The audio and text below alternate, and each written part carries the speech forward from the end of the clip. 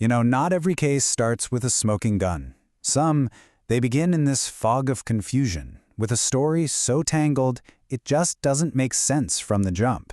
This is absolutely one of those cases. It all starts with a frantic 911 call about a missing child that quickly unravels into this horrifying tale of deception, violence, and a killer's so-called dream. Okay, let's get right into it. That's the voice of 29-year-old Devin O'Brien. And those were the stumbling, confused words that kicked off this entire nightmare. I mean, right from the very first sentence, you can feel the chaos. But it's this specific kind of distress, the kind that immediately put dispatch, and very soon investigators, on high alert. So this first part of the investigation is all about that initial report from Devin. He's on the line, telling the dispatcher that his girlfriend's 3-year-old daughter, a little girl named Charlotte Patterson, has just vanished. But even as he's saying it, the story he's spinning is already starting to fray at the edges. Okay, so on paper, the story seems tragically straightforward, right? Devin says he took a quick nap, and when he woke up, both little Charlotte and their puppy, Jingju, were gone. He almost immediately tries to point the finger somewhere else, suggesting her father, who he calls a deadbeat drug guy, might be involved. He keeps telling the dispatcher he's freaking out and he wants to go search, but they very wisely tell him to stay put. And this is the official timeline he lays out for them. He sends a text at 7:52 p.m., takes a nap around 8, and poof, by 8:30, they're gone.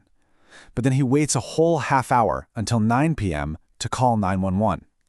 This timeline, right here, this is the absolute foundation of his alibi, and it's a foundation that investigators are about to completely demolish.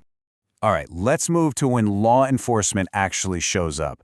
Because the moment they step out of their patrol cars, the red flags, they just start going up everywhere. Devin's behavior, the condition of the home, none of it matches the story of a terrified guardian whose child is missing. And this just shows you the huge disconnect. Devin claims he's frantic with worry, but when the officers arrive, he's just casually talking on the phone. He says he wants to look for Charlotte, but get this, his neighbors say he only came over to ask them about the missing dog. And over, he keeps steering the conversation back to his other dog, who is sick, showing way more distress for her than for the missing 3-year-old girl. It just doesn't add up. Now this is where it gets really weird. It almost seems like Devin is trying to direct the investigation himself. The house is a total mess, but he's the one who immediately points out his own blood droplets from self-harm, like he's trying to get ahead of their questions. He even says, "I watch all my TV shows," basically admitting he knows how suspicious this all looks. And then there are the other details. The shower is clearly recently used, there's vomit in the drain, and, just sitting there in the home, an old katana sword. So the search is on, with officers spreading out across the entire trailer park. But the answer isn't somewhere out in the neighborhood. The answer is much, much closer, and it's about to turn this missing person case into every officer's absolute worst nightmare. These are the words of Officer Orman, and they were captured on his body cam. While he's searching a shed on the property, he notices this heavy black tote up on a top shelf. He reaches inside, and in that one instant, the entire investigation changes. The raw emotion in his voice, it just says everything. And that's it. It's the update no one ever wanted to give. Little Charlotte Patterson has been found deceased inside that toad. The search is over. A murder investigation has just begun. With the scene now officially a homicide investigation, Devin is taken down to the station for questioning. Now, after initially asking for a lawyer, he does something completely bizarre. He changes his mind and says he needs to tell the detectives about a dream he just had. This right here is a crucial turning point. You have to remember, he is the one who initiates his conversation. This isn't some confession they forced out of him under pressure. It's a story that he feels compelled to tell, and it's a story that is going to seal his fate. So let's just break this down, because the crazy thing is how his dream is a perfect one-to-one match with the forensic evidence. In his dream, he fights a demon with a stick. Well, the autopsy finds blunt force trauma. He uses a blade, just like his katana, and Charlotte had a deep slice on her leg, right down to the bone. The demon tries to bite him. She had a significant human bite mark on her. He remembers squeezing something, and yep, strangulation was a cause of death. It's a confession, just wrapped in this thin, unbelievable disguise. So the dream is absolutely damning, but Devin is still clinging to his alibi, that he was asleep when Charlotte disappeared. So how did the detectives finally break that last piece of his story?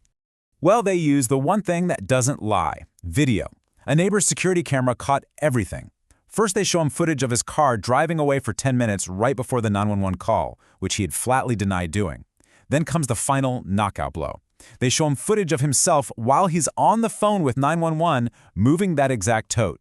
And this happened at the precise moment he was telling the dispatcher, "Hold on, I gotta carry my dog inside." And just like that, his entire alibi completely evaporates. So with his alibi totally destroyed and his dream revealing the awful truth, the final pieces of this puzzle come from the people who knew Devin best, and they paint a picture of a life that was just defined by manipulation and violence. His own sister comes forward with this just chilling history. She describes him as a habitual liar who abused her for years. And crucially, she reveals their mother knew he couldn't be trusted alone with children. And get this, just the day before Charlotte's murder, Devin had been at his mother's house, acting aggressively and slicing mail with a knife, scaring his own mom so badly she thought he was going to stab her. Faced with a mountain of irrefutable evidence, Devin O'Brien took a plea deal. He pleaded guilty to aggravated murder with a sexual motivation specification. The sentence was final, life in prison, with absolutely no possibility of parole. In the end, when you strip away all the lies, the bizarre behavior, and that thinly veiled confession, what you're left with is the tragic loss of a 3-year-old girl, a life full of potential, stolen in an act of unimaginable violence. It's just a somber reminder of the darkness that can hide right behind a neighbor's door.